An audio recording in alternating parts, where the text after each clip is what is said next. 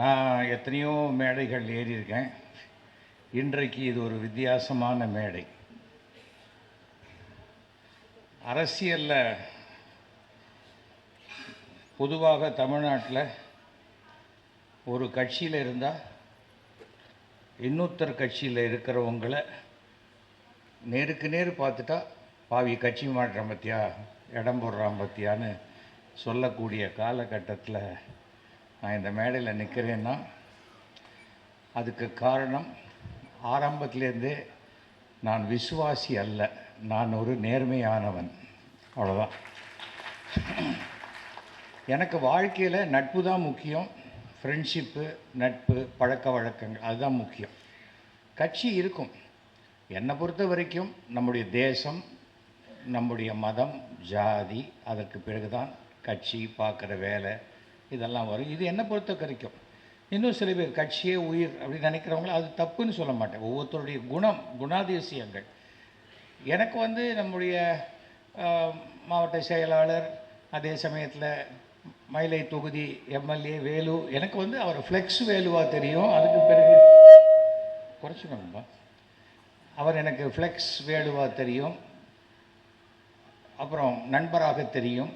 நான் எம்எல்ஏ ஆகும்போது எனக்கு எதிராக வேலை செய்தவராக தெரியும். ஏன்னா அவர் வேறு கட்சி இல்லையா, அதுக்கு நம்ம வருத்தப்படக்கூடாது. நீ எனக்கு எதிராக வேலை செஞ்சே இல்லை. அந்த மாதிரியான விரோத மனப்பான்மையோ இதை வச்சுக்கிட்டு இருந்தால் நம்ம வாழ்க்கையில் யாரோடையுமே பழக முடியாது. காரணம் என்னென்னா, மாற்றுக்கருத்து இருக்கும். மாற்றுக்கருத்து இருக்கணும்னு தான் நம்ம வாழ்ந்தே ஆகணும் வாழ்க்கையில். நான் மாற்றுக்கருத்து இருக்கணுங்களோட வாழ மாட்டேன்னு சொன்னால் வீட்டை விட்டு வெளியில் இறங்கவே முடியாது உங்களால்.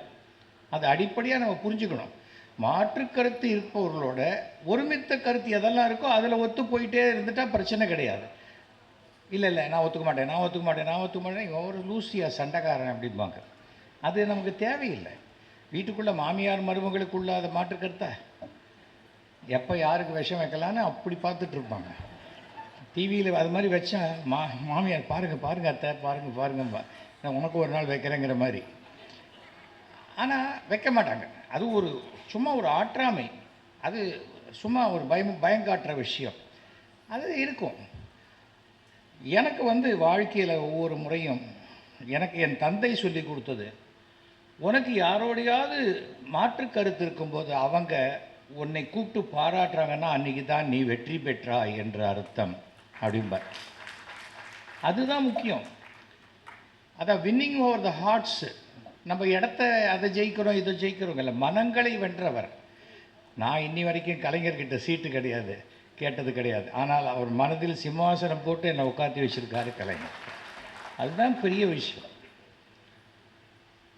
கலைஞர் வீட்டுக்கு நான் போயிட்டு பேசிட்டு வருவேன். கீழே கத்துவான், டே என்ன நான் பாட்டு கட்சிக்காரன் பார்க்க முடியாத உட்காந்துக்கிறேன், நீ போகிற பொசுக்குன்னு பார்க்குற, உட்கார்ற, 2 மணி நேரம் கழிச்சு வர அப்படிம்பா. எப்போ நான் அவர் வீட்டுக்கு போனாலும் ஒன்று முதல்ல கூப்பிட்டுருவார், இல்லைன்னா கடைசியில் கூப்பிடுவார், நடுவில் கூப்பிட மாட்டார்.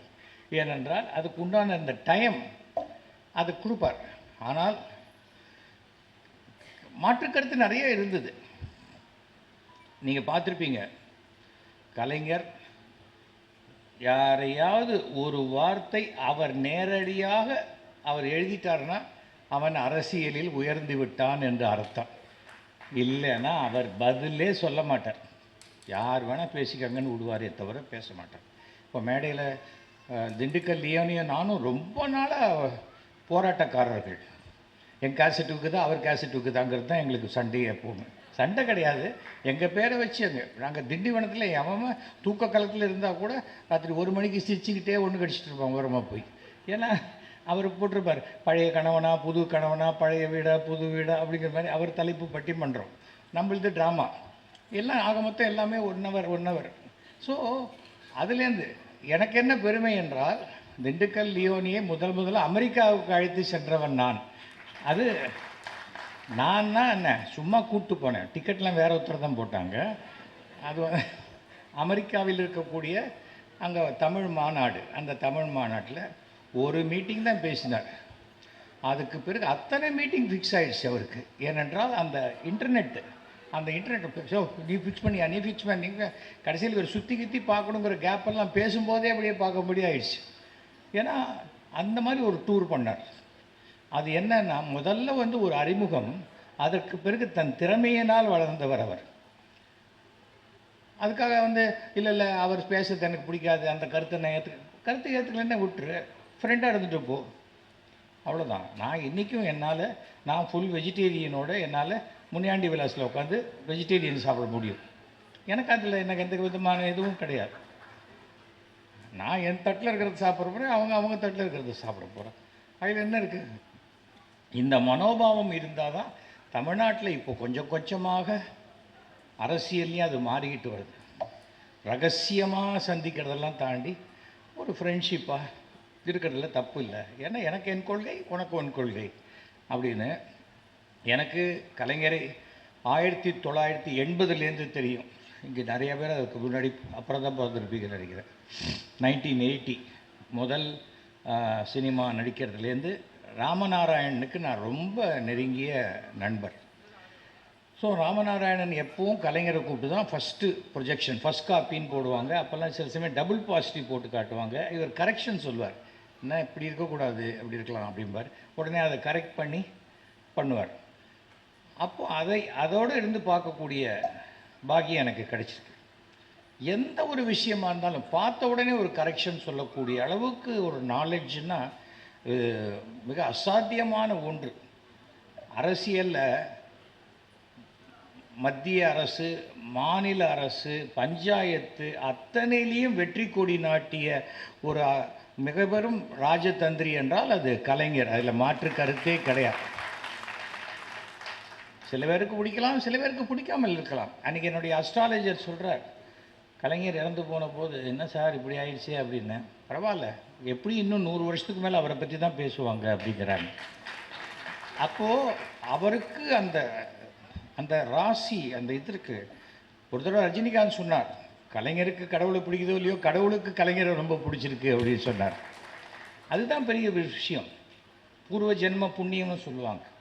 எனக்கு அந்த ஒரு கலைஞனாக நான் மிக பெருமை. சினிமா இண்டஸ்ட்ரியில் இன்றைக்கி எவ்வளோ பேர் இருக்கலாம், ஆனால் அவர்களை எல்லாம் விட எனக்கு அதிகமான ஒரு ஒரு அவர் என் கையை பிடிச்சிட்டு பேசும்போது என் தந்தை என் கையை பிடிச்சி பேசுகிற ஃபீல் இருக்கும். அதில் அந்த உதாரணத்தை சொல்லாதீங்கன்னு ஒருத்தர் சொன்னார். எனக்கு நான் ஃபீல் பண்ணுறதை சொல்ல தான் சொல்லுவேன். இது என்ன, இதில் என்ன தப்பு இருக்குது அப்படின்னு. எல்லாவற்றுக்குள்ளேயும் ஒரு ஜாதி, ஒரு இது எல்லாத்தையும் கொண்டு போயிட்டே இருக்க வேண்டியதில்லை. நான் இந்த சுகபிரம்ம மகரிஷி அப்படின்னு ஒரு கடவுளை நான் கும்பிடுவேன். நீங்களே பார்த்துருப்பீங்க, என்னுடைய தொலைக்காட்சி தொடரெல்லாம் வரும். நான் முதல்ல கலைஞரை பார்க்கும்போது இதை கொடுத்தேன். என்னது இது அப்படின்னு கேட்டார். இவர் தான் வியாசருடைய மகன், பிரம்மாவுடைய பேரன். இவர் தான் வெங்கடாஜலபதிக்கு குபேரன்கிட்டேருந்து பணம் கடன் வாங்கி கொடுத்தவர். கிளி முகத்தோடு இருக்கார். கிளி முகத்தோடு இருக்கார். இதே மாதிரி முகத்தோடு ஒரு பொண்ணு வந்தால் கல்யாணம் பண்ணிப்பீங்களா நீங்கள் அப்படின்னு கேட்டார். இல்லை, ஒரு பொண்ணு வந்தது, பக்கத்து வீட்டுக்கு வரும்போதே மூக்கு எங்கள் வீட்டில் இடிச்சுது, அதனால் நான் வேறு பொண்ணு பார்த்துட்டேன் நான் அப்படின்னு. ஆனால் அவர் ஒரு விஷயத்தை சொன்னால், எதிராளி ஒன்று சொன்னால் அதை ரசிக்கக்கூடிய ஒரு விஷயம். சட்டசபையில் ஒரு தடவை நான் சொல்கிறேன், சட்டமன்றத்தில் அபிராமபுரத்தில் நிறையா பிளாட்ஃபாரம் கடைகள்லாம் இருக்குது, எடுக்கவே முடியல. நான் அபிராமபுரம் போலீஸ் ஸ்டேஷனில் கூட சொன்னேன், அப்படியும் எடுக்க முடியல. எனக்கு அப்புறம் தான் தெரிஞ்சது அவங்கெல்லாம் பழம்பெரும் காவலர்களாக இருக்காங்க அப்படின்னு சொன்னேன். அசம்பிளியில் ஒரு சிஎம் அப்படி டேபிள் அப்படி தட்ட வேண்டிய அவசியம் இல்லை. ஏனென்றால் நம்ம சொல்லக்கூடிய விஷயத்தை ரசிக்கக்கூடிய ஒருத்தராக இருக்கார் ஒருத்தர். அப்புறம் அன்றைக்கி அசம்பிளிலேருந்து வரும்போது நான் வணக்கம் சொல்லுவேன். ஆனால் நான் இருக்கக்கூடிய இடத்துல இந்த வணக்கம் சொல்கிற வழக்கம்லாம் வச்சுக்கூடாதுங்கிற மாதிரி சொல்லுவாங்க. அதெல்லாம் நான் பண்ண முடியாது. அது வயதில் பெரியவர், முதலமைச்சருக்கு கொடுக்க வேண்டிய மரியாதையை நான் கொடுத்துருவேன். கொள்கை வேறு அப்படின்னு அதெல்லாம் நிறையா டிஃப்ரென்ஸ் ஆஃப் ஒப்பீனியனாக வந்தது. நான் ஒரு இடத்துக்கு போகிறேங்கிறதுனால நான் என் கலரை மாற்றிட்டு போக முடியாது. அதை அவரும் கவனிக்கிறார். அதை வந்து அப்புறம் என்னுடைய 3000வது நாடக விழாவுக்கு வந்தார். 3000வது நாடக விழாவுக்கு வந்து அதை பேசுகிறார். 3500வது நாடக விழாவுக்கு கலைஞர் மூப்பனார் 1996 வந்தார். வந்து பேசுகிறாருன்னா, இவர் ஒரு நாடகம் போட்டிருக்காரு சேகர், அது வந்து தத்துப்பிள்ளைன்னு பேர். ஆனால் அது வந்து ஒரு சமுதாய விஷயங்கள்லாம் வச்ச ஒரு தத்துவ பிள்ளையாக நான் பார்க்குறேன். இது வந்து எனக்கு ரொம்ப பிடிச்சிருக்கு. இந்த நாடகம் இல்லை, எல்லா நாடகத்துலேயும் அவர் பல செய்திகளை சேகரித்து சொல்கிறனால தான் அவரை சேகர்னு கூப்பிட்றாங்கன்னு நினைக்கிறேன். அதாவது ஒரு விஷயங்களை பார்க்கும்போது நான் அப்போ அந்த சாவணி ரிலீஸ் பண்ணுறேன். இந்த புக்கு ரிலீஸ் பண்ணி ஒரு 15 நிமிஷம் கழித்து கலைஞர் பேசுகிறார். அதுக்கு முன்னாடி அவர் சொல்லும்போது சொல்கிறாரு, இந்த குழுவோட பேரை பார்த்தா கூட நாடக பிரியான்னு வச்சுருக்காங்க. இப்போல்லாம் நாடகத்தை ஃப்ரீயாக கொடுத்தா தான் வருவாங்கங்கிறதுக்காக இப்படி வச்சுருக்காங்க போல் இருக்குது.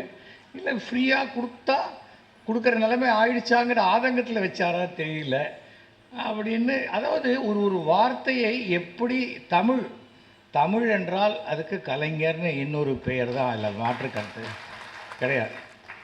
ஒரு தடவை நானே ஃப்ரெண்ட்ஸ் எல்லாம் போயிருந்தோம். அவரை பார்க்கும்போது, நேற்றுக்கு ஏதோ நூல் வெளியிட்டீங்களாமே அப்படின்னு என்னை கேட்டார். நான் தான் டெய்லி நூல் வெளியிட்டுருக்கேன் அப்படின்னு. அதுதான் எனக்கு தெரிஞ்ச விஷயமாச்சே, நீங்கள் தான் ஊர் அறிஞ்சவராச்சே அப்படின்னார் அவர். அப்போ தான் எந்த ஊர் நீங்கள் அப்படின்னார். தஞ்சாவூர். அதான் காவேரி, இப்படி தான் பேசுவோம் அப்படின்னார்.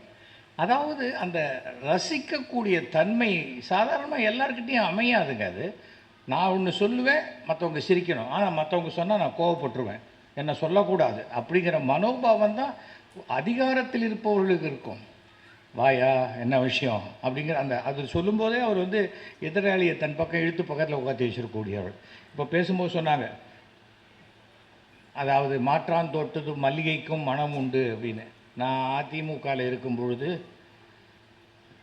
தமிழ்நாட்டு சரித்திரத்திலேயே திமுக பொதுக்குழு அட்டன் பண்ண ஒருத்தன் நான் தான்.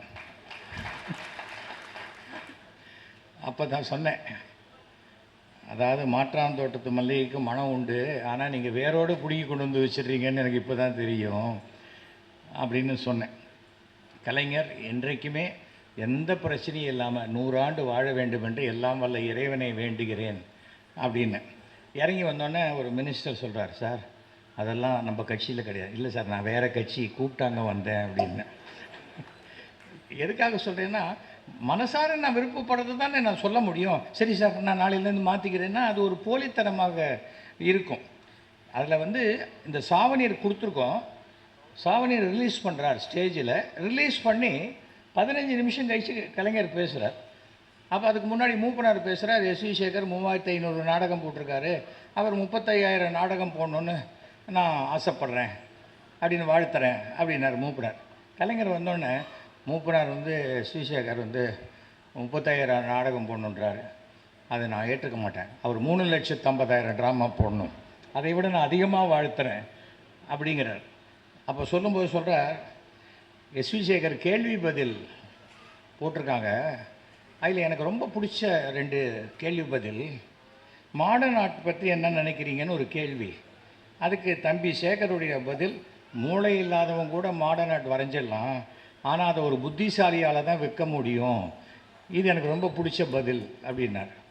அதுக்கு அடுத்தது சொல்கிறார், உலகிலேயே நீங்கள் நேசிக்கும் 3வது பெண் யார்?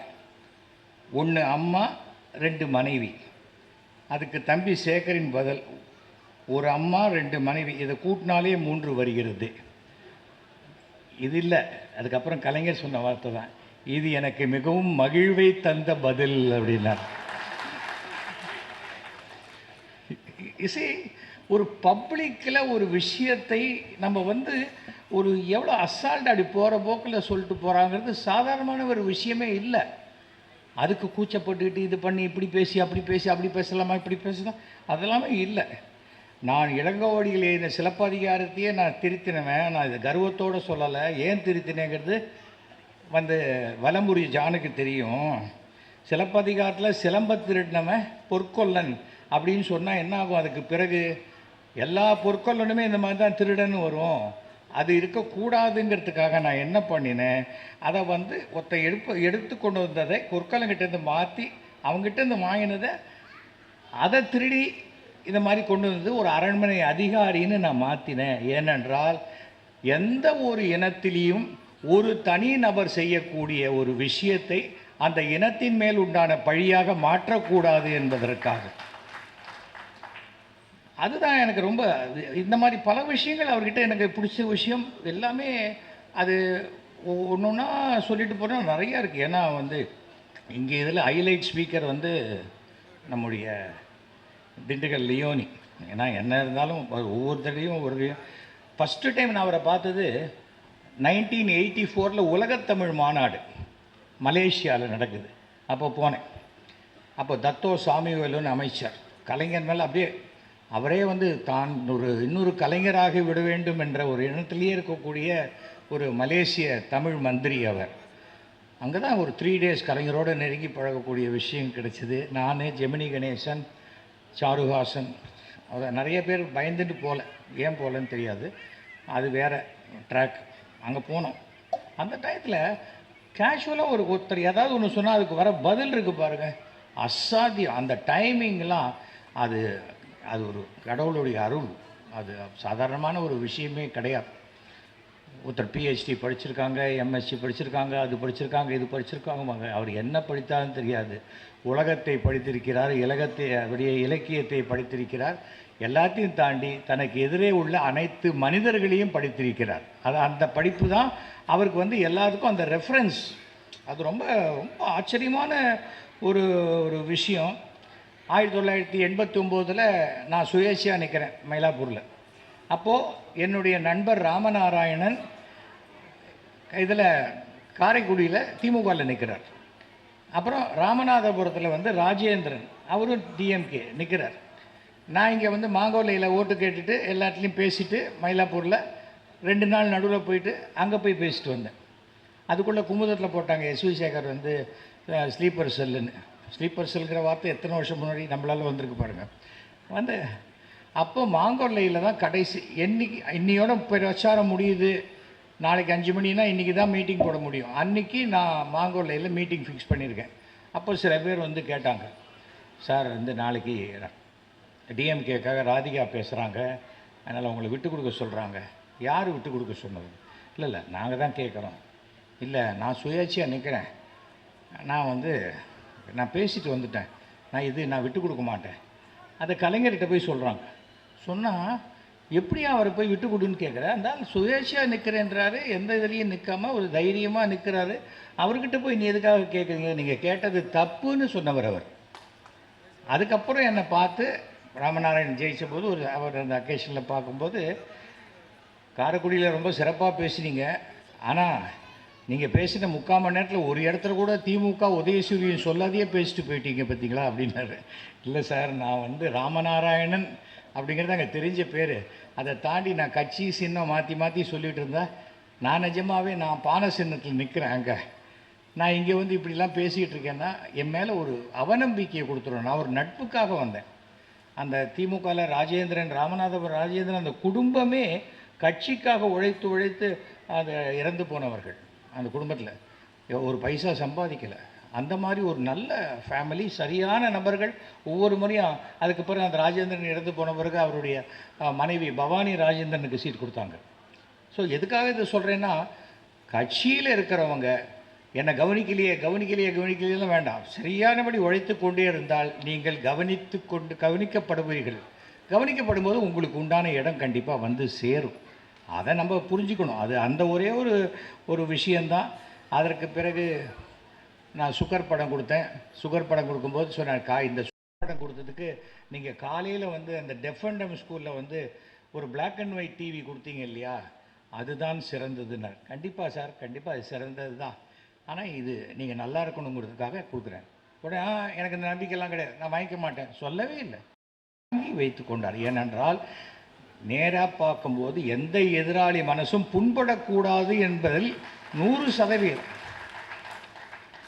எனக்கு அதெல்லாம் தான் பிடிச்சிது கொஞ்சம் கொஞ்சமாக. ஏன்னா அவர் ஏன் எனக்கு வேணாம்ப்பா, எனக்கு நம்பிக்கை இல்லைன்னு சொல்லிட்டா நம்ம என்ன பண்ண முடியும்? யாராவது இருக்கட்டுமே, ஒரு புக்கு கொடுக்குறேன், எனக்கு எதுக்குப்பா புக்கெல்லாம், எனக்கு வேணாம்ப்பா அப்படின்னா என்ன பண்ணுவீங்க? அங்கேயே போட்டு வருவோமா? பண்ண முடியாதுல்ல. அதே போல் இது ஒன்று ஒரு பெரிய ஒரு விஷயம். 3500வது நாடக விழாக்க நான் எப்படி தெரியுமா டேட்டு வாங்கினேன்? கலைஞரை பார்த்து ஃபிக்ஸ் பண்ணணும்னு டிசைட் பண்ணிட்டோம். கலைஞர் எப்படி பார்க்குறது, என்ன பார்க்குறது அப்படின்னோடனே என் ஃப்ரெண்டு சொன்னான், ஏய் காலத்தில் 5 மணிக்கு போ, அறிவாலயத்தில் வாக்கிங் போயிட்டுருப்பார் அப்படின்னு. நான் கரெக்டாக ஒரு 5:15 மணிக்கு போயிட்டேன். வாக்கிங் போகும்போது பாதி அப்போ தான் முடிச்சுட்டு வரேன். ரெண்டு தடவை முடிச்சு வரார். சார் வணக்கம் சார், என்னப்பா இங்கே காலங்காத்தால் அப்படின்னார்.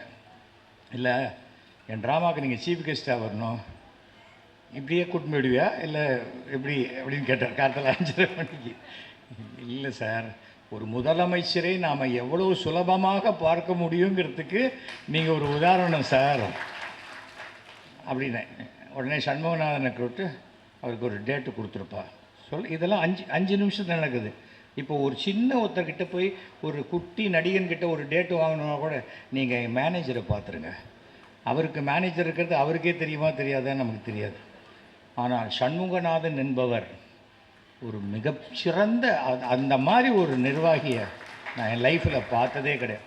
நான் சமீபத்தில் அவர் ரிட்டையர்ட் ஆகி வீட்டில் இருக்கும்போது நான் அவரை பார்த்து அவருக்கு ஒரு நமஸ்காரம் பண்ணிட்டு வந்தேன். 80 வயசு நெருங்கக்கூடிய இடத்துல இருந்தது.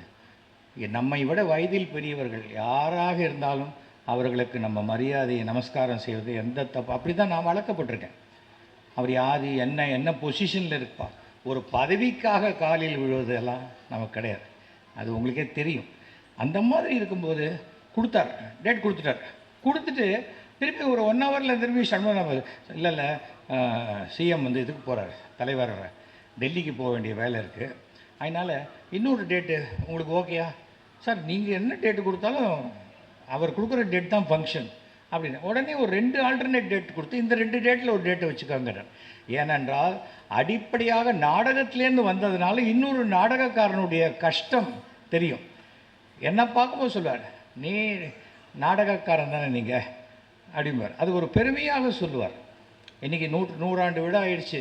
சேலத்தில் வந்து இவர் என் மனைவியினுடைய தாத்தா, மிக பிரபலமான இசையமைப்பாளர் ஜி ராமநாதன், இவங்க எல்லாருமே ஒன்றாக ஒரே இடத்துல இருந்து பண்ணவங்க. இப்போ வந்து நான் இந்த விஷயத்தில் சொல்கிறேன்.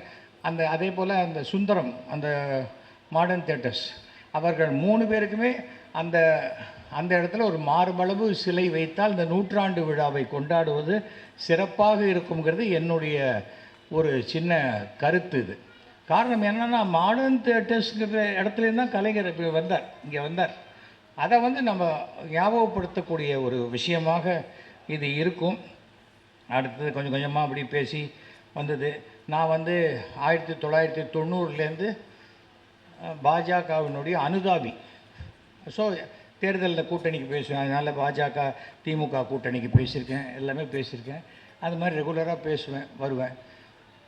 ஒரு மனிதாபிமானத்துக்கு ஒரு மிகப்பெரிய எடுத்துக்காட்டு கலைஞர். பாரி வெங்கட்னு எங்கள் ட்ராமா ட்ரூப்பில் ஒரு பையன் ஆக்ட் பண்ணிகிட்டு இருந்தான். ஒரு நாளைக்கு அவனுக்கு ஒரு சினிமா சான்ஸ் கிடச்சி ஷூட்டிங்க்கு திருநெல்வேலி போயிட்டான். திருநெல்வேலியிலேருந்து வரவே இல்லை. வீட்டில் தேடுறாங்க, எனக்கு ஃபோன் பண்ணுறாங்க, வரவே இல்லை, அவர் எங்கே போனான்னு தெரியலைங்கிறாங்க. எங்கேயுமே அவன் அங்கே கிளம்பிட்டானே, நாங்கள் பஸ் ஏற்றி விட்டோமேங்கிறாங்க. அப்புறம் நான் என்னுடைய அஸ்ட்ராலஜர் நெல்லை வசந்தன்னு அவரை கேட்குறேன். கேட்டால் அவர் இருக்காரா தெரியலையே, எங்கேயோ உள்ளே புதஞ்சிருக்கிற மாதிரி தெரியுதுங்கிறார் அவர். உடனே மெட்ராஸ்லேருந்து இந்த ரூட்டில் பார்த்து ஏதாவது ஆக்சிடெண்ட் ஆச்சான்னு எல்லா போலீஸ் ஸ்டேஷன்லேயும் விசாரித்தா மங்களமேடுன்னு ஒரு ஊரில் ஒரு ஆக்சிடெண்ட்டில் அந்த பாரி வெங்கட் இறந்து போயிருக்கான். அவனுடைய பேர் வெங்கட்ராமன். பாரி வெங்கட்டுங்கிறது தான் எல்லாருக்கும் தெரிஞ்ச பேர். வெங்கட்ராமன் அவன் வீட்டில் இருக்கிற இடத்துக்கு போய் கேட்டிருக்காங்க, தெரியல. ஏன்னா வீடு மாற்றிருக்கான் கரெக்டாக 1 வாரம் முன்னாடி.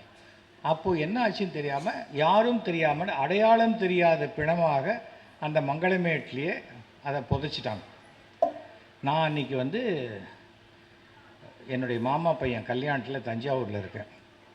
காலத்தால் 8 மணியோ என்னமோ ஃபோன் பண்ணுறேன், எனக்கு பண்ணுறாங்க, இது மாதிரி அங்கே தான் அவன் பாடி இருக்குதுன்னு சொல்கிறாங்க. அதுக்கப்புறம் தான் அவன் சூட்கேஸ் ஓப்பன் பண்ணி பார்த்தா அந்த பாரி வெங்கட் என்னோட எடுத்துட்ட ஃபோட்டோ அதில் இருக்குது. அதுதான் இருந்தது. கூட 2000 ரூபா வச்சுருந்தான், அது இல்லை. எதுக்காக சொல்கிறேன்னா, அந்த ஃபோட்டோவை வச்சு சொன்ன உடனே எனக்கு உடனே நேராக கலைஞர் வீட்டுக்கு தான் பண்ணேன். சண்முகநாதன் சார் தான் எடுத்தார். சார் இது மாதிரி அப்படின்னு. ஐயோ, பாடியை புதைச்சிட்டாங்களா? ஆமாம் சார். அவன் அவன் மெட்ராஸ் வீடு, அவன் குடும்பம்லாம் அங்கே இருக்குது. எங்கேயோ ஒரு இடத்துல எப்படி சார் ஒரு அனாதை பணமாக இருக்க முடியும்? நீங்கள் கொஞ்சம் சிஎம் கிட்ட சொல்லுங்கள். அவ்வளோதான். ஒரு 1 ஹவருக்குள்ளே சிஎம் கிட்டேருந்து இன்ஸ்ட்ரக்ஷன் போய் அந்த பாடியை வெளியில் எடுத்து அவங்க குடும்பத்துக்கிட்ட ஹேண்ட் ஓவர் பண்ணணும்னு சொன்னார். இது ஒரு பெரிய ஹிஸ்ட்ரி. ஏன்னா போலீஸில் இது மாதிரி ஆகி புதைக்கப்பட்டுட்டால் அதுக்கு திருப்பி எடுக்க மாட்டாங்க. அது அன்லஸ் அதர்வைஸ் அது பெரிய கொலை கேஸ் அந்த மாதிரி இருந்தாலே ஒழிய அதை எடுத்து அதுக்குள்ளே ஏவிஎம்லேருந்து ஆம்புலன்ஸ் கொடுத்து பண்ணி என்னென்னா ஒரு சாதாரணமான ஒரு விஷயம் இல்லை. இதெல்லாம் நம்ம எதுக்கு பண்ணணும் அப்படிங்கிறது கிடையாது. அவர் பார்வைக்கு அது போச்சு, அதை பண்ணுவாங்க. அதே போல் 2006 தேர்தலில் நான் மயிலாப்பூரில் நிற்கிறேன். அப்போது என்னுடைய அருமை நண்பர் சினிமா நடிகர் நெப்போலியன் மயிலாப்பூரில் நிற்பேன்னு சொல்லும்போது கலைஞர் அவர்கிட்ட சொல்லியிருக்கார், அவன் மண்ணின் மைந்தனியா, நீ எதுக்கு அங்கே போய் நிற்கிற, விடு அப்படின்ட்டுருக்கார். இல்லை தலைவரை நான் ஜெயிச்சிருவேன் இருக்கார். கடைசியில் ரிசல்ட்டு மாறி போச்சுன்னு வச்சுக்கோங்க. அப்போவே சொன்னார், அவன் 58வது வருஷத்துலேருந்து மயிலாப்பூரில் இருக்கிற ஒருத்தன் நீ எப்படி அங்கே போய் நின்ன? ஏன்னா நெப்போலியன் தமிழ்நாட்டிலேயே மிகப்பெரிய தொகுதியில் வில்லிவாக்கம் தொகுதியில் ஜெயித்தவர் நெப்போலியன். சாதாரணமான ஒரு வில்லிவாக்கம்லாம் இப்போ 2-3 தொகுதிக்கு ஈக்குவலான இடம் அது. அந்த இடத்துல இருந்தது. ஏன்னா கலைஞர் அங்கே ரூமில் தான் இருக்கார். அவருக்கு என்ன தெரியும்னு நினைக்கிறவங்களுக்கு உட்கார்ந்த இடத்துலேருந்தே எல்லாவற்றையும் கணிக்கக்கூடியவர் கலைஞருங்கிறதுக்காக இந்த விஷயத்தை சொல்கிறேன். ஏன்னா எல்லாமே நான் சம்பந்தப்பட்ட விஷயம், நான் பேசின விஷயம், அதெல்லாம் தான் நான் சொல்ல முடியும். ஏன்னா ஒவ்வொரு தடவையும் நான் அவர்கிட்ட பேசும்போது பார்க்கும்போது அவ்வளோ பிரமிப்பு இருக்கும். அது திருப்பியும் நான் அதே போல் இது எதுக்காகனா அந்த குடும்பம், கலைஞர் குடும்பத்தில் அத்தனை பேருமே என் சகோதரர்கள் மாதிரி. அது அழகிரி, ஸ்டாலின், தமிழரசு, கனிமொழி, செல்வி எல்லாரையுமே எனக்கு 1980களிலேருந்து பழக்கம். ஆனால் நான் அதை வச்சு எந்த ஆதாயமும் தேடிக்கணும்னு நான் நினச்சதே கிடையாது. நான் எம்எல்ஏவாக இருந்த 5 வருஷத்தில் ஒரு மினிஸ்டர் ரூமுக்குள்ளே போய் ஒரு சீட்டு கொடுத்து இது செஞ்சு கொடுங்கன்னு கேட்டதே கிடையாது. ஏனென்றால் எனக்கு அது அவசியம் இல்லைன்னு நினைக்கிறேன். அந்த மாதிரி நம்ம இருந்திருக்கோம். வேலு அவர்கள் இன்றைக்கி சொன்னார்னா அது என்ன எல்லாத்தையும் எவ்வளோ மறைச்சி வாழ முடியும்? வாழவே முடியாது. அதற்காக சொல்கிறேன். அந்த அசம்பிளியில் கூட நான் அவரை பார்த்தோன்னு வணக்கம் சொல்லுவேன். அவர் அதை திருப்பி ரெசிப்ரிகேட் பண்ணுவார் அந்த இடத்துலேருந்து. அவர் ரெசிப்ரிகேட் பண்ணாட்டா என்ன தெரிய போகுது? அவர் சிஎம் போகிறாரு, நமக்கு எப்படி தெரியும்? அதே போல் அவர் கிளம்பும்போது வணக்கம் சார் அப்படின்னாக்க அப்படியே டக்குன்னு அப்படி கூப்பிட்டு என்ன எப்படி இருக்கீங்க அப்படிப்பார். அந்த மாதிரி அவர் எனக்கு தெரிந்த வரைக்கும் கலைஞர் தனக்கு எதிரிகளே இருக்கக்கூடாதுன்னு நினைப்பார். எதிரியாக இருந்தால் கூப்பிட்டு வச்சு ஃபஸ்ட்டு நண்பனாக்கிடுவார். அது இல்லை அப்படின்னா தான் அப்புறம் அது அவருடைய நேச்சர். அது சாதாரணமான ஒரு விஷயம். ஒவ்வொருத்தருக்கும் ப்ளஸ்ஸு மைனஸ் இல்லாதவங்க உலகத்தில் யாருங்க? என்ன கேளுங்க இன்னொரு இடத்துல, ஐயா அவனை மாதிரி திமிரு பிடிச்சவன் கிடையாது தான் சொல்லுவாங்க. என்னோட பழகினவங்க சொல்லுங்க, சார் தங்கமான ஆள், அவரை முறைசாத வரைக்கும் அவன் ரொம்ப நல்லவன் அப்படிம்பாங்க. எல்லோரும் அப்படி தானே, அதில் என்ன இருக்குது? அந்த மாதிரியான விஷயம். அந்த 5600வது நாடக விழா, அந்த நாடக விழாவில் மாண்புமிகு தமிழக முதல்வர் கலைஞர், துணை முதல்வர், இன்றைய முதல்வர் ஸ்டாலின் 2 பேருமே கலந்துக்கிட்டது எனக்கு பெரிய பெருமை. அந்த விழாலையும் அவர் பிரமாதமான ஒரு விஷயத்தை பேச சொல்கிறேன். எஸ் வி சேகர்கிட்ட எனக்கு ஒரு வருத்தம் உண்டு. என்ன இருந்தாலும் எங்களுடைய முன்னாள் உறுப்பினர் அவரை தோக்கடிச்சது எனக்கு ரொம்ப வருத்தம். அது அவர் நெடுஞ்செழியனை நான் வெற்றி கொண்டதை அவ்வளோ நாசுக்காக அவர் சொல்கிறார். அது அந்த மாதிரி ஒரு சில விஷயத்தை சொல்லும்போது என்ன சொல்கிறார் அப்படின்னு யோசிக்க தோணக்கூடிய அளவுக்கு தான் சொல்லுவார். படாருன்னு போய் இது எனக்கு தெரியுமா அப்படிங்கிற மாதிரிலாம் சொன்னதே கிடையாது. அந்த ட்ராமாவில் அப்படி சொன்னார். அப்போ தான் எனக்கு சொன்னார், எஸ் வி சேகர் நல்ல தமிழ் நாடகங்கள் போடுகிறார் என்பதுக்கு எனக்கு ரொம்ப மகிழ்ச்சி அப்படின்னார். அதுக்கு அடுத்த வருஷம் என் பொண்ணுக்கு டாக்டர் சீட்டு வாங்கிறதுக்காக மார்க்கு கொஞ்சம் குறைச்சலாக தான் வாங்கியிருந்தா. அப்போ அவர் ஆலியூர் ரோட்டில் இருந்தார். நான் போனேன். அப்போது சாப்பிட்டுட்ருக்கார். வாங்க சாப்பிட்றீங்களாண்ணே? இல்லை சார் நீங்கள் சாப்பிடுங்க, சாப்பிட்டோன்னே பேசுகிறேன்னு. என்ன விஷயம்னா என் பொண்ணுக்கு ஒரு டாக்டர் சீட்டு வேணும். மார்க்கு பார்த்தார், ரொம்ப குறைச்சலாக இருக்கே அப்படின்னா. அதனால தான் நான் உங்ககிட்ட வந்தேன், இல்லாட்டா நான் காலேஜ்லேயே வாங்கிக்க மாட்டேன்னா அப்படின்னு. இந்த வாய் தாங்க உங்களுக்கு அப்படின்னார்.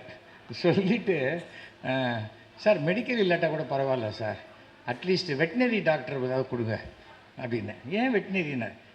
ஆடு மாடு தானே, பலின்னு நினச்சிக்கலாம் மனுஷனுக்கு பதிலாக அப்படின்னேன். அப்புறம் இல்லை அவர் ஒன்றும் சொல்லலை. சார் நீங்கள் வேணால் தமிழறிஞர் கோட்டாவில் கொடுங்களேன் அப்படி. தமிழறிஞர் கோட்டாவா? யாருக்கு? உங்களுக்கா?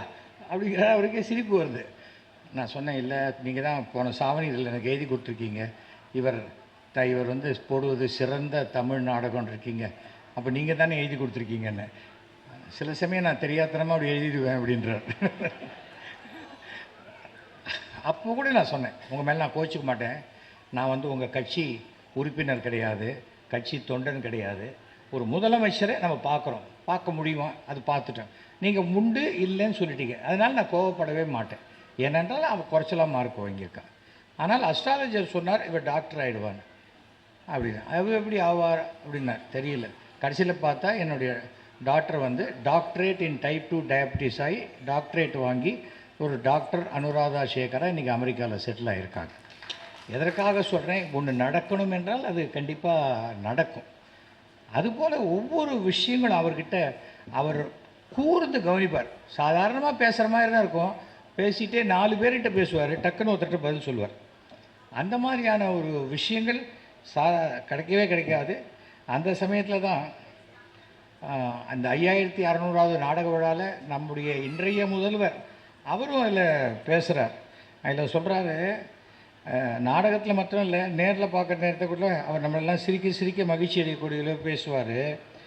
ஆனால் எந்த கட்சியும் சேராத ஒரு அடையாளத்தை இன்றைக்கி காட்டிக்கிட்டு இருந்தாலும் அவர் உள்ளத்தில் தலைவர் கலைஞர் அவர்கள்தான் தனக்கு தலைவர் என்ற நிலையிலேயே அவர் இருந்து கொண்டிருப்பது எனக்கு ரொம்ப சந்தோஷமாக இருக்குது அப்படின்னார். என்னை கட்சியை விட்டு எடுத்தாங்க. என்ன காரணத்துக்கு எடுத்தாங்கன்னா, நான் அன்றைக்கி நானும் அனிதா ராதாகிருஷ்ணனும் திமுகவில் போய் சேருவோன்னு. அனிதா ராதாகிருஷ்ணன் சேர்ந்தார், நான் சேரலை. ஏனென்றால் எனக்கு டக்குன்னு ஒரு கட்சி மாறி போகிறது எனக்கு விருப்பம் இல்லை. அதுக்கு பதிலாக எந்த கட்சி, எப்போ நான் மயிலாப்பூரில் நான் எம்எல்ஏ இல்லை, எனக்கு மயிலாப்பூரில் வேலை ஆகணும், வேலை ஆகணுந்தோ எம்எல்ஏ இருக்கார் வேலு, அதுக்கப்புறம் என்ன வேணும், அவ்வளோதான். எம்பி இருக்காங்க தமிழச்சி, அவ்வளோதான். அதுதான் எல்லா இடத்துலையும் நானே இருக்கணுங்கிற அவசியம் எனக்கு கிடையாது. அதை வந்து நன்றாக புரிந்து கொண்டதுனால அவர் பேசினார். அப்படிப்பட்ட ஒவ்வொரு விஷயத்தையும் பார்த்திங்கன்னா அவரை பற்றி நான் சொல்லிகிட்டே போகலாம். எவ்வளோ விஷயங்கள் அப்படி இருக்கக்கூடிய விஷயங்கள். ஆனால் அவர் என்னை பாராட்டினதில் வந்து ஹையஸ்ட்டு வந்து அந்த ஒரே ஒரு இதுதான், அந்த 5600வது நாடக விழா அன்றைக்கி வந்து சாயங்காலம் 6 மணிக்கு ஆரம்பிக்கணும். அப்போ கொஞ்சம் ஹெல்த் அவருக்கு கொஞ்சம் இதுவாகிடுச்சு. அவர் சொன்னார், அதை பாருப்பா, என்னால் 3 மணி நேரம்லாம் உட்காரது ரொம்ப கஷ்டம் அப்படின்னார். சார் நீங்கள் ஒன்று பண்ணுங்கள் சார், நீங்கள் ஒரு 2 மணி நேரம் ரிலாக்ஸ்டாக ட்ராமா பாருங்கள், 1 மணி நேரம் ஃபங்க்ஷன், கரெக்டாக நீங்கள் 6 மணிக்கு வந்தீங்கன்னா 8:58க்கு நான் உங்களை விட்டுடுறேன் சார் அப்படின்னு. அன்றைக்கு மிகப்பெரிய ஒரு அரசியல் கடுமையான ஒரு சூழ்நிலை. முதன்முறையாக கலைஞர் 6 மணிக்கு வர வேண்டியவர் 6:58க்கு தான் ஹாலுக்குள்ளே வரார். வந்த உடனே, என்னப்பா நான் லேட்டாக வந்துட்டேனேப்பா அப்படின்றார். பரவாயில்ல சார், சொன்னபடி நான் உங்களை விட்டுறேன்.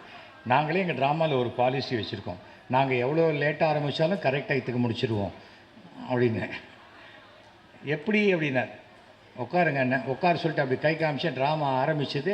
அந்த 2 மணி நேர நாடகத்தை அப்படியே பேசிகிட்டே இருக்கும்போது 1 மணி நேர ட்ராமாவாக சுருக்கி ட்ராமாவை முடிச்சிட்டேன். கரெக்டாக 7:58க்கு முடிச்சிட்டேன். அவர் மேடைக்கு வந்துட்டார், வந்து பேசுகிறார்.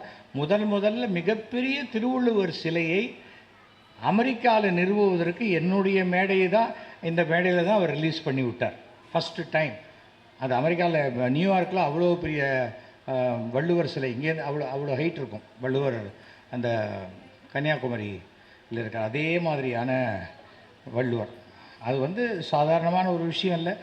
எனக்கு வந்து சட்டமன்ற வாஞ்சிநாதன் ஒரு டைட்டில் கொடுத்தார் கலைஞர். இது நான் வாங்கின எத்தனையோ பட்டங்களை விட மிகப்பெரிய பட்டமாக நினைக்கிறேன். வாஞ்சிநாதன் அவர்களுக்கு ஒரு மணிமண்டபம் கட்டணும்னு சொல்லி பண்ணிவிட்டு, அது காமராஜர் காலத்தில் கடைசியில் அந்த அடிக்கல்ல மாத்திரம் துணி துவைக்கிற கல்லாம் மாற்றி போட்டாங்க. அது பாட்டுக்கு தென்காசியில் இருக்குது. ஒரு தடவை குமரி ஆனந்தன் பார்க்கும்போது சொன்னார். அதை நான் சொன்னேன், எந்த ஜாதி அடிப்படையிலும் பார்க்காம ஒரு சுதந்திர போராட்ட தியாகியாக வாஞ்சிநாதன் அவர்களுக்கு இந்த மணிமண்டபம் கட்டணும்னு நான் கோரிக்கை விடுத்த போது அவர் சொல்கிறார், சட்டமன்ற வாஞ்சிநாதன் கேட்குறார், நம்ம என்ன மாட்டேன் நான் சொல்ல போகிறேன்னு சொல்லி அதை செய்து கொடுத்தவர் கலைஞர் அவர்கள். ஏன்னா யார் என்ன கேட்குறா, அது கரெக்டான விஷயமா இருந்ததுன்னா உடனே உண்டுன்னா உண்டு, இல்லைன்னா இல்லை. அன்றைக்கி நான் நினச்சேன், அவரை வந்து எந்த விஷயமா இருந்தாலும், மயிலாப்பூரில் எந்த ஃபங்க்ஷனில் சிஎம் வர்றாருன்னா அவர் கேட்குற ஃபஸ்ட்டு கேள்வி, என்னப்பா நம்ம எம்எல்ஏ வந்துட்டாரா அப்படிம்பார்.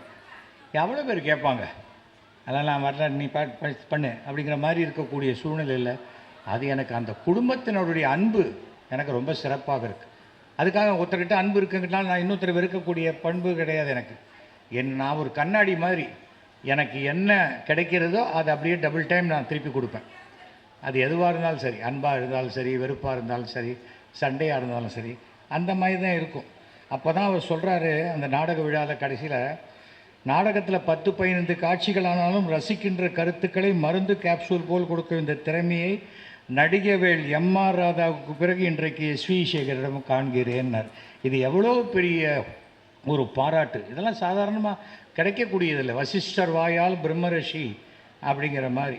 நான் சட்டமன்றத்தில் பேசும்போது அந்த இந்த கடைசியாக லாஸ்ட்டு சட்டமன்றத்தில் வரும்போது அந்த பேசும்போது சொன்னேன், இந்த பிரம்மாண்டமான புதிய சட்டமன்ற வளாகத்தில் 5 முறை தமிழக முதல்வராக இருந்த நம் கலைஞருக்கு முழு உருவச்சிலை வைக்க வேண்டும்னு அன்றைக்கி நான் பேசினேன். அது இன்றைக்கு நிறைவேறி இருப்பது எனக்கு ரொம்ப பெருமையான ஒரு விஷயமா இருக்குது. ஏன்னா நாம் வந்து ஆசைப்படுறது வேறு, நம்ம ஒன்று சொல்கிறோம் அது நடந்துருச்சுங்கிறது பெரிய ஒரு விஷயம். இப்போ கூட சில பேர் என்ன சொல்கிறாங்க, இவன் சபிச்சிட்டான். நான் சபிக்கலை. மொத்தம் நொண்டி அடிச்சுட்டே வரும்போது கொடுக்க பள்ளத்தில் விழுவான்னா விழப்போறடா அப்படின்னு சொல்கிறோம். இவன் சபிச்சிட்டான்னா அதுக்கு நான் என்ன பண்ணுறது, அதுக்காக சொல்கிறேன். அது வந்து எந்த இடத்துல இருந்தாலும் அது என்னுடைய குணம். நான் இது நான் வேலு அவர்கிட்டே சொன்னேன், இந்த கலைஞர் நூற்றாண்டு விழா ஃபங்க்ஷன் நடக்கும்போது எனக்கு ஏதாவது நான் ஒரு நாள் திடீர்னு நானே உங்கள் மேடையில் வந்து பேசிட போகிறேன் பாருங்கள் அப்படின்னு. அதெல்லாம் வேணான்னு, நான் கூப்பிட்றேன் உங்களை கரெக்டாக வாங்க அப்படின்னு சார். ஏன்னா வேலு போன்றவர்களுக்கு கூட நாம் ஒருத்தரை அழைக்கிறது அவங்களுக்கு ஏதாவது தர்மசங்கடம் ஆகிடக்கூடாதுன்னு நினைக்கக்கூடிய நல்ல மனம் கொண்டவர் தான் வேலு போன்றவர்கள். எனக்கு வந்து ஸ்டாலின் அவர்கள் நல்ல நண்பர்னு சொல்லிக்கிறதுக்கு எனக்கு பெருமை. நீ நண்பர் அவர் சொன்னார்னா ஏதோ புக்கில் போட்டுக்க, அருமை நண்பர் திரு எஸ்வி சேகர் அவர்களுக்கு அன்புடன் மு.க. ஸ்டாலின் கையெழுத்து போட்டது இது இருக்குது. அதனால் இல்லை நான் வந்து இல்லாத சொல்லி நம்ம என்ன பண்ண போகிறோம். நான் ஃபோட்டோவை பெருசாக மாட்டி டேக்ஸ் கட்ட மாட்டேன்னு சொல்ல போகிறேன்னா அதெல்லாம் ஒன்றும் கிடையாது.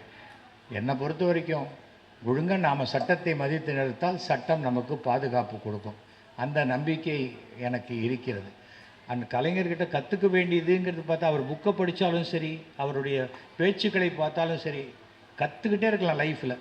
ஒருத்தன் எப்படி தைரியத்துடன், துணிச்சலுடன், தன்னம்பிக்கையுடன் எதிரிகளை எதிர்கொள்வது எப்படிங்கிறது கலைஞர்கிட்ட கற்றுக்க வேண்டிய ஒரு முக்கியமான ஒரு விஷயம். ஒரு கலைஞனாக இன்றைக்கி இந்தியாவிலேயே மிகப்பெரிய கலைஞர்னால் அவர் ஒருத்தர் தான், வேறு யாருமே கிடையாது.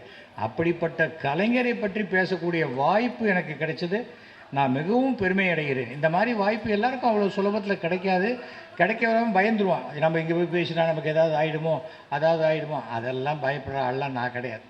நான் எது உண்மையோ அதை பேசக்கூடியவன். அது என்னை பிடிக்காதவங்களுக்கும் அது தெரியும்.